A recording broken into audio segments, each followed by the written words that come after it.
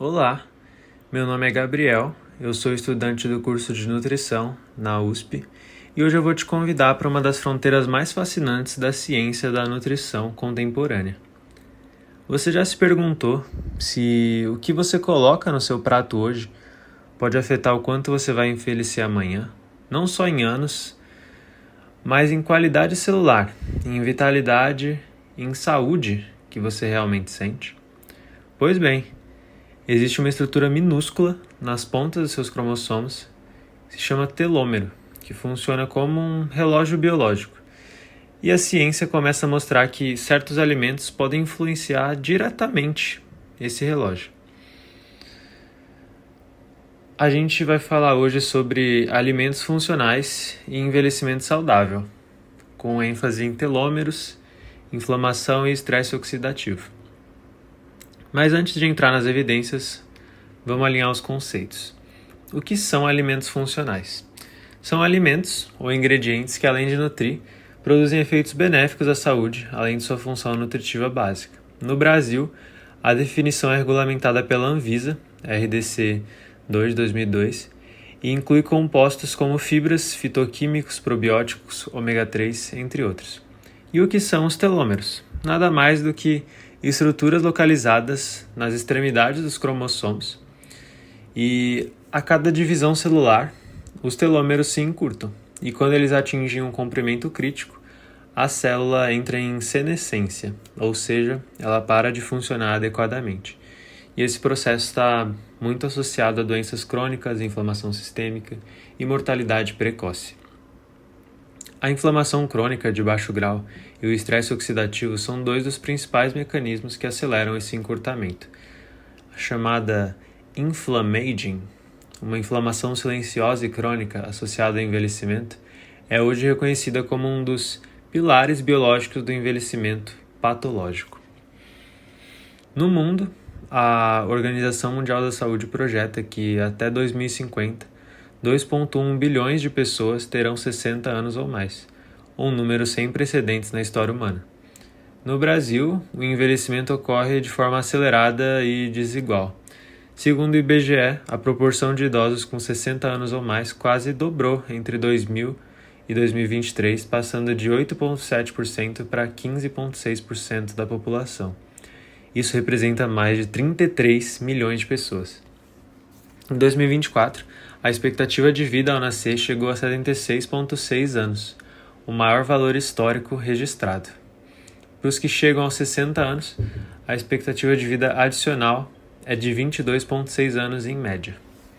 Nesse contexto, entender como a alimentação pode retardar o envelhecimento biológico é uma questão urgente de saúde pública, e é exatamente o que a pesquisa sobre alimentos funcionais começa a responder. Mas aqui é preciso pausar e fazer perguntas difíceis. Quais são os principais desafios? O primeiro desafio é metodológico. A maioria dos estudos sobre alimentos funcionais e telômeros ainda é observacional ou de curto prazo. Provar causalidade, e não apenas associação, é tecnicamente muito difícil em nutrição. Além disso, a variabilidade genética individual influencia como cada pessoa metaboliza compostos bioativos, o que torna generalizações arriscadas. Quem é mais afetado pela lacuna entre evidência e prática? E, com certeza, a população em maior risco de envelhecimento acelerado é exatamente aquela com menor acesso a alimentos funcionais, populações de baixa renda, moradores de zonas rurais remotas e periféricas e idosos em situação de vulnerabilidade social. O Brasil, mesmo tendo uma grande e vasta biodiversidade alimentar, ele não consegue garantir o acesso equitativo a esses alimentos à população. Então, a segurança alimentar e nutricional ainda é um desafio real. Existem conflitos de interesse? Claro. E esse ponto merece atenção. Parte significativa dos estudos sobre alimentos funcionais tem financiamento da indústria de suplementos e alimentos enriquecidos. Uma revisão publicada no PubMed, em 2016, Novel Functional Foods for Optimal Oxidative Status in Healthy Aging, ressalta que os ensaios clínicos com antioxidantes isolados, como vitamina C e E, frequentemente não reproduzem os efeitos positivos observados com padrões alimentares completos. Isso sugere que o marketing de superalimentos isolados frequentemente vai além do que a ciência suporta. Uma população que envelhece de forma acelerada e adoecida representa um custo colossal para o sistema de saúde. O envelhecimento com doenças crônicas, diabetes, doenças cardiovasculares, demências, sobrecarrega o SUS e reduz anos de vida com qualidade. Promover o envelhecimento saudável não é só uma questão individual, é uma estratégia de sustentabilidade para os sistemas de saúde. Tá, agora vamos às evidências. O que a ciência de fato demonstrou? No nosso primeiro estudo sobre ômega 3 e telômeros, a gente tem o ensaio clínico randomizado publicado no Brain, Behavior and Immunity por Keikoch Glaser e colaboradores, incluindo a doutora Elizabeth Blackburn, que foi Nobel de Medicina de 2009, pela descoberta da telomerase. O estudo acompanhou 106 adultos saudáveis com sobrepeso, de 40 a 85 anos, por 4 meses. Os grupos que receberam suplementação com ômega 3 apresentaram redução de 10 a 12% nas concentrações de interleucina 6, IL-6, que é um marcador inflamatório central, comparado a um aumento de 36% no grupo placebo. Além disso, uma maior razão ômega 3 ômega 6 foi associada à preservação do comprimento dos telômeros leucocitários. Uma meta-análise de 5 ensaios clínicos, publicada em 2022, confirmou um efeito benéfico geral do ômega 3 sobre o comprimento dos telômeros. Quanto aos alimentos fonte de ômega 3, a gente tem principalmente sardinha, atum, tilápia, linhaça e chia.